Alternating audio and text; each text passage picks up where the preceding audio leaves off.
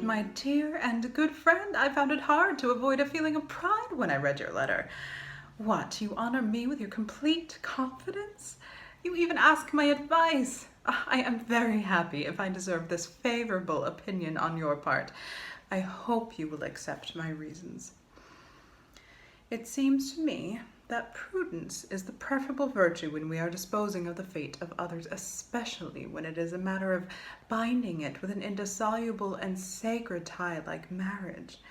These supposedly overpowering passions are merely an excuse for licentiousness. It is sufficient to want to resist in order to be able to do so. What will you reply to your daughter if, in 10 years, she accuses her wise mother of leaving the choice of husband to her at a time when she knew nothing and giving her up to misfortune? The illusion of a moment should not govern our choice for life. That, my dear friend, is what I think, but if you persist in your opinion, I shall be very glad to be enlightened by you. I think only of Cecile's happiness.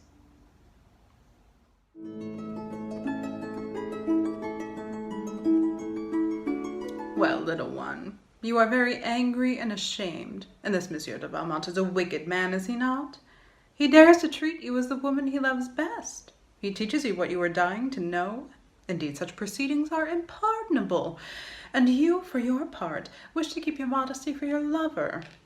You cherish the pains of love, but not its pleasures. Nothing could be better.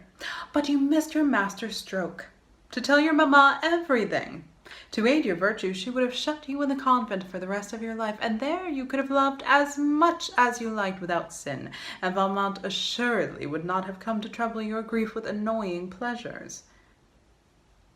Seriously now, can a girl your age be as childish as you are? If you would reason a little, you would soon find that you ought to be glad rather than to complain. Come now, a little honesty. That disturbance which made you find it so difficult to defend yourself, which made you as if sorry when Valmont went away, was it caused by shame, or was it pleasure? Ah, little girl, you tell an untruth, and to your friend, too. That is not right. But let us have no more of this. What would be a pleasure for anyone, in your situation becomes positive happiness. You will make your mamma happy by seeming to give up your Danceny, and Danceny will think you more virtuous as you resist him. Do you know what you have gained by your present course? Your mamma attributes your increase of sadness to an increase of love. She writes to me that she will pretend to propose Danceny to you as a husband to get you to admit it so that she may shut you away. You must show less sadness and submit to her choice. Once you are married, you will be freer in your movements, and you will be able to leave Valmont for Danceny as you choose. You might even keep them both. For to attach yourself to Valmont will put you in the first rank of our fashionable women. If you are wise, you will try to patch matters up with him. You have a pretext, for I insist you give him this letter when you have finished reading it. Goodbye, my angel. Follow my advice and tell me how it turns out.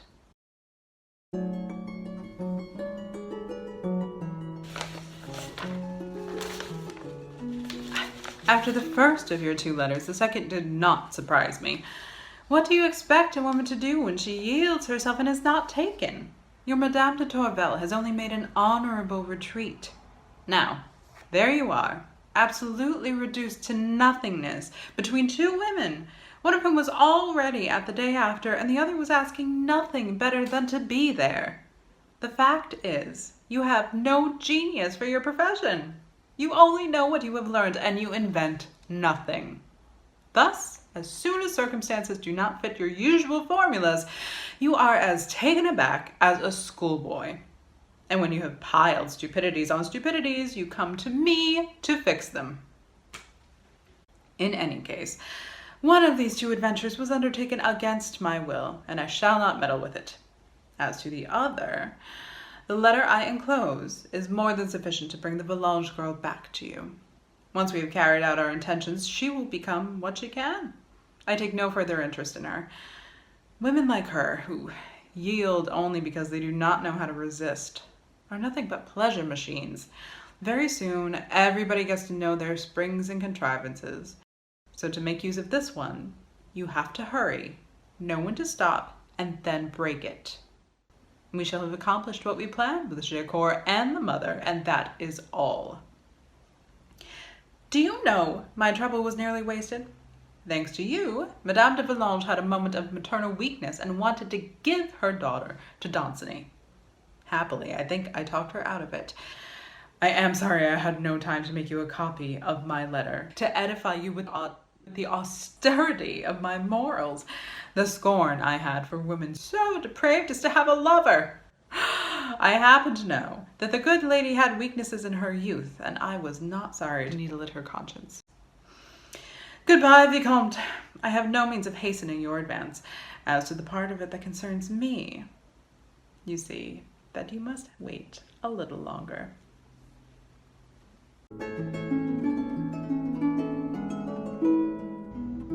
I was more distressed, my dear beauty, by your departure than surprised at its cause. I must confess, your letter told me little or nothing I didn't know. I didn't think I should ever again be in a situation to have to return to memories of love, now so distant from me. I praise the wise course you have taken, but it frightens me, because I conclude you felt it necessary. Yet do not be discouraged. Even if you should one day have the misfortune to succumb, which God forbid, keep for yourself at least the consolation of having fought with all your strength. Hope that you will receive tomorrow from heaven the strength you do not possess today. I feel your heart must need to pour itself out. You will find mine always ready to receive you. Better me than him. I know you didn't name him in your letter, but I don't know if I'm doing right to tell you that he appeared to be keenly affected by your departure. Goodbye then, my sweet child. Yes, I gladly adopt you as my daughter, and you would be the pride and pleasure of any mother.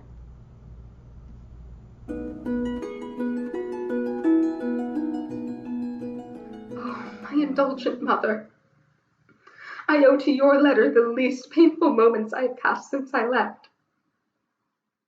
To tear one's heart with one's own hand and feel every instant that one could end the pain with the word, and that this word is a sin. Before I left, I had more to struggle against, but at least I saw him sometimes. Now no consolation mingles with my sacrifices, which become still more cruel from the thought that Monsieur de Valmont shares them. There it is, at last, that name which continually occupies me. You tell me that he seemed keenly affected by my leaving. What has he done? What has he said?